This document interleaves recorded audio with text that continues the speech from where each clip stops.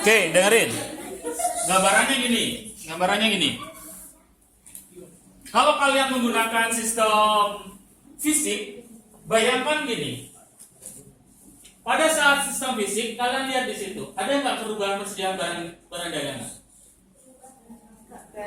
Di sistem fisik ini, ada nggak? Padahal kalian punya stok barang kan? Dua-duanya menggunakan stok barang. Di sistem fisik, stok barang hanya dilakukan pada saat stok opening. Kata stok opening itu kalau kalian punya toko, punya barang yang mau dijual, itu dihitung pada saat waktu tertentu. Bisa 8 bulan. Itu dihitung. Nah, ketika dihitung akan terlihat saldonya berapa.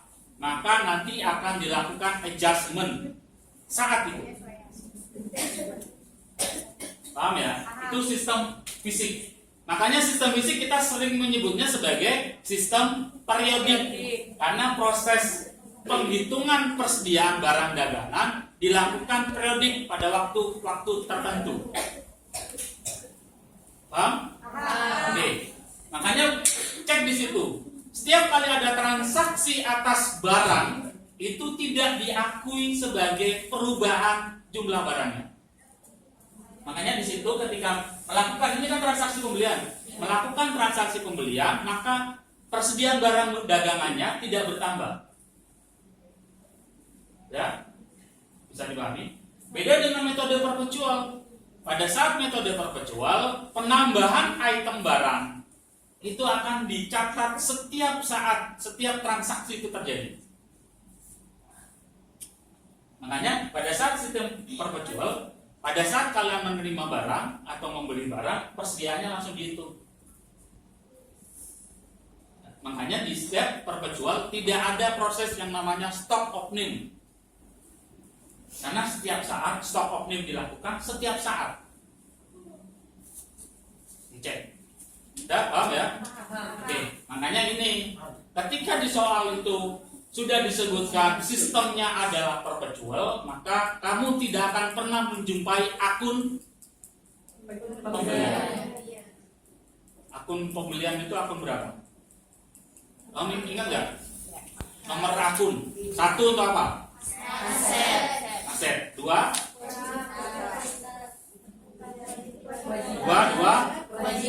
kewajiban. 3 ekuitas.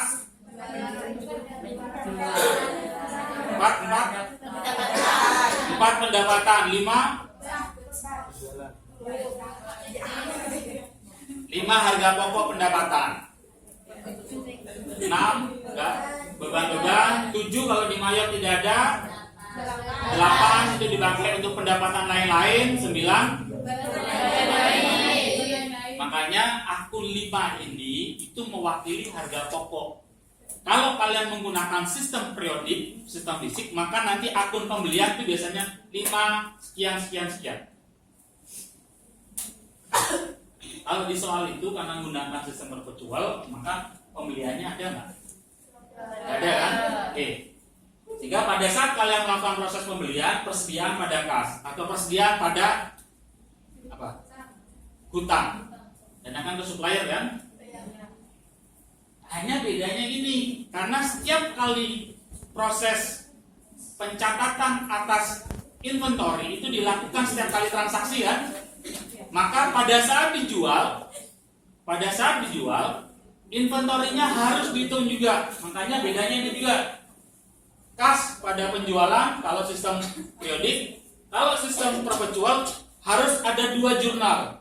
Jurnal mencatat penjualannya, yang kedua mencatat persediaannya. Persediaannya berkurang kan begitu kita jual, makanya persediaan kredit. Apa lawannya? APP. Ya, diakui sebagai harga pokok penjualan. Sudah bisa dipahami? Oke. Mungkin tadi ada yang nanya, mungkin ada yang di situ ada logikanya kan ada penjualan kan? Pengakuan ada persediaan kok nggak dicatat, iya nggak? Di sini ada nggak persediaan?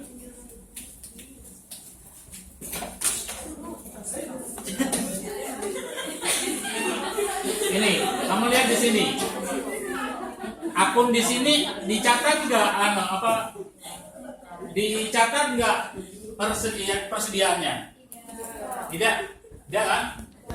Karena nanti pada saat pencatatan seperti itu dilakukan menggunakan jurnal umum. Sebenarnya bisa aja di sini dengan catatan kolomnya nanti harus ditambah. Paham ya? Logikanya kalau di soal logikanya gini.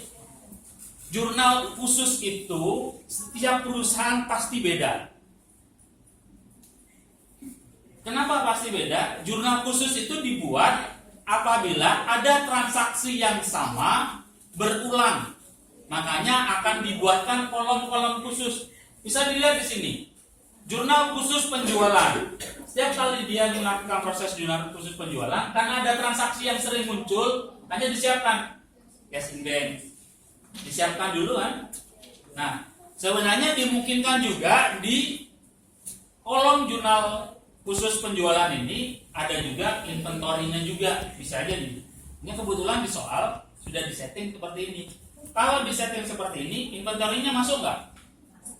Enggak, kalau enggak bisa diletakkan di jurnal. Oke, bisa dipahami ya? Oke, karena di situ nggak muncul kan? Seharusnya muncul kan?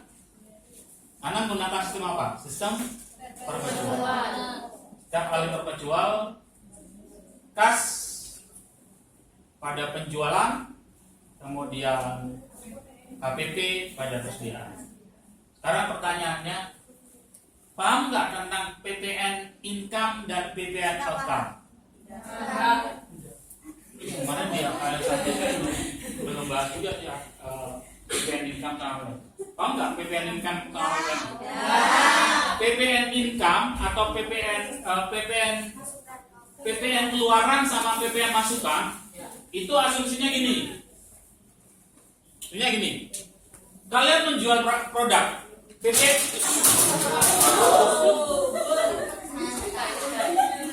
Oke. PPN itu dia akan include di item barang yang kalian jual. Oke, sekarang misalnya ini penjual barangnya.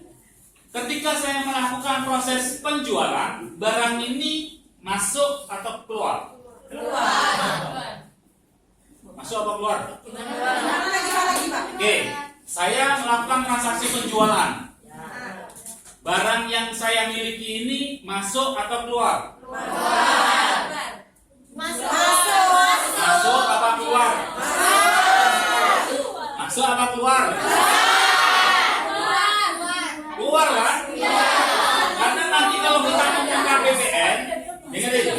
Kalau kita ngobrolkan tentang PPN, maka dia melekat di item barang ini.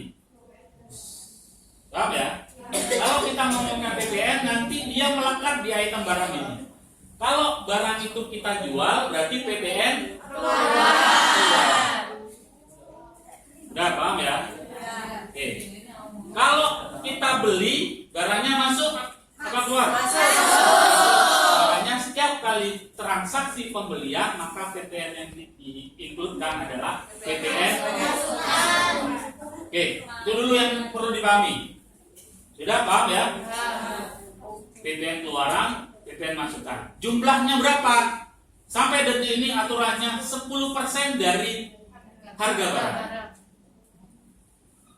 Ya, kalau kita beli misalnya harga barangnya 1.000, berarti kalikan 10%. Sudah bisa dipahami kenapa ada PPN outcome? Kenapa tadi ada PPN outcome atau PPN keluaran? Karena ini transaksi penjualan. Penjualan kan barang keluar. Nanti ketika ada retur penjualan, tetap PPN keluaran. Tinggal dibalik aja kan? Oke. Sudah bisa dipahami? Sekarang pahami juga. Pada saat saya melakukan pencatatan atas PPN, pada saat saya melakukan PPN keluaran, saya ngeluarin duit nggak?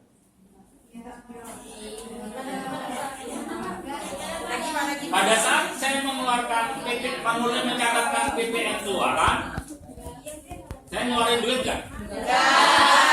Nerima duit kan? Ketika saya menerima setiap PPN keluaran itu jadi ketika kita dari dulu, dengerin. PPN keluaran itu kita catat kan? Kita catat kan? Kita tidak bisa mengakui itu sebagai pendapatan kita. Kenapa? Karena PPN keluaran kita mungut kan? Dari customer kita kan? Kita pungut kan? Maka ini harus kita bayarkan. Sudah ada gambaran? Ketika kita melakukan transaksi penjualan, kita mengungut PPN kan? PPN itu jadi ada kita. Makanya lihat di situ, PPN-nya debit apa kredit? Kredit kan? Kredit. Maka itu jadi hutang kita. Iya kan? Kredit hutang kan? Iya kan? Depositnya di kredit kan? Maka itu jadi hutang kita. Makanya nanti di akhir periode PPN keluaran harus dikeluarkan dan dibayarkan. Makanya nanti pasti ada soal pembayaran PPN. Maka yang dibayar PPN apa? PPN keluaran. Sudah bisa dipahami? Nah, apa fungsinya PPN masukan?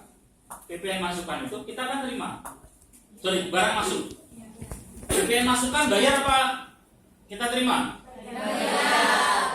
Kita bayar kan? Makanya PPN masukan itu bisa kita pakai untuk mengurangi PPN keluaran kita. Kita kan punya hutang PPN keluaran kan? Ya enggak? Nanti hutang itu boleh direstitusi atau dikurangi dengan nilai PPN masukan. Pertanyaan sekarang ini, kira-kira PPN keluaran sama PPN masukan lebih banyak mana? Lebih banyak PPN keluaran kan? Kenapa? Harga yang kita jual pasti lebih mahal dibandingkan harga yang kita beli. Ya. Sometimes kalian akan menjumpai laporan keuangan PPN masukannya terlalu tinggi. Kapan terjadi? Ketika perusahaan sering beli tapi jarang barangnya tidak laku kan? Nanti itu akan terjadi seperti itu. Itu makanya perusahaan-perusahaan yang mau rugi salah satunya disebabkan. Tapi kalau normal PPN keluarannya lebih besar kan? Makanya biasanya di akhir periode pengakuan atas PPN yang harus dibayar. Maka nanti jurnalnya apa jurnalnya? PPN keluaran debit, PPN masukan kredit. Selisihnya bisa prepaid. Kalau kamu belum prepaid itu jarang gini. Kalau prepaid itu efeknya biasanya gini. Bukan pada saat pengakuan PPN. Prepaid itu memang kita sengaja menyiapkan akun untuk kita bayar duluan. Kan belum dihitung. Kita bayar duluan, itu biasanya prepaid. Beda ya, bisa dipahami ya. Itu nanti untuk pengurang hutangnya. Pengakuan PPN, PPN keluaran debit, PPN masukan kredit, selisihnya jadi hutang PPN. Karena kan belum dibayar. Sudah ada gambaran nggak? PPN keluaran debit, PPN masukan kredit, selisihnya adalah hutang PPN. Karena asumsinya normal ya, normal PPN keluaran pasti lebih tinggi. Hutang PPN. Pada saat kalian membayar, yang dibayar itu adalah hutang PPN pada kas. Kalau ada prepaidnya, berarti nanti dikurangi prepaidnya. Kan kadang bayar duluan. Kadang kalau tidak diakui hutang, langsung dibayar. PPN keluaran, PPN masukan, langsung kas, bisa aja gitu. Plus prepaidnya. Kalau seandainya tidak diakui hutang loh ya, paham ya? Tidak diakui, bisa dibedakan. Pengakuan atas PPN dengan membayar PPN. Bisa dipahami ya? Kalau hanya pengakuan bisa diakui sebagai hutang. Tapi kalau membayar PPN, PPN keluaran, PPN masukan kredit, langsung kas. Apa fungsinya kalau ada prepaid? Berarti untuk mengurangi kasnya. Kan biasanya jadi prepaid itu ada di Aktiva kan? Sudah ada gambaran?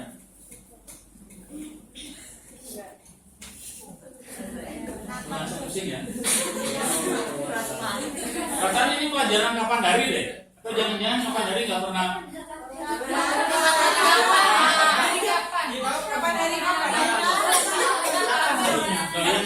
Saya nggak tahu PPN kamu saya ngajarin siapa gitu. Iya pernah diajarin suruh baca buka bab sekian. Untuk efek corona yang dibaca adalah judulnya doang. Dan bisa dipahami ya PPN ya.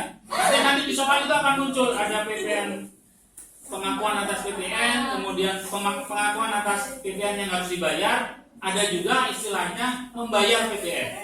Makanya harus dipahami, kalau dia hanya pengakuan saja tidak dibayar, maka dia masuk dalam hutang. Tapi kalau dia bayar, jadi langsung kas. Oke, bisa dipahami?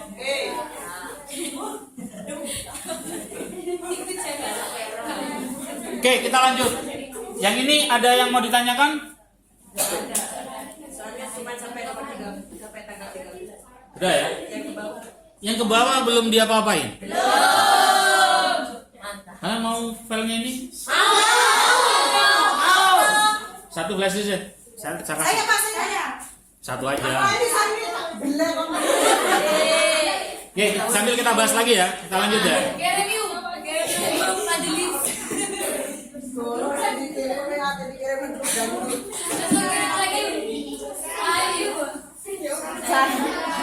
Oke, lanjut.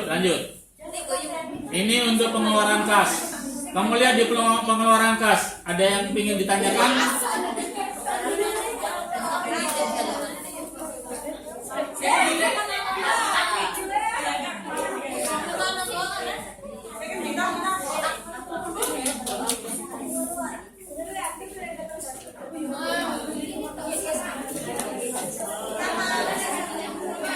Silakan kalau ada yang mau ditanyakan.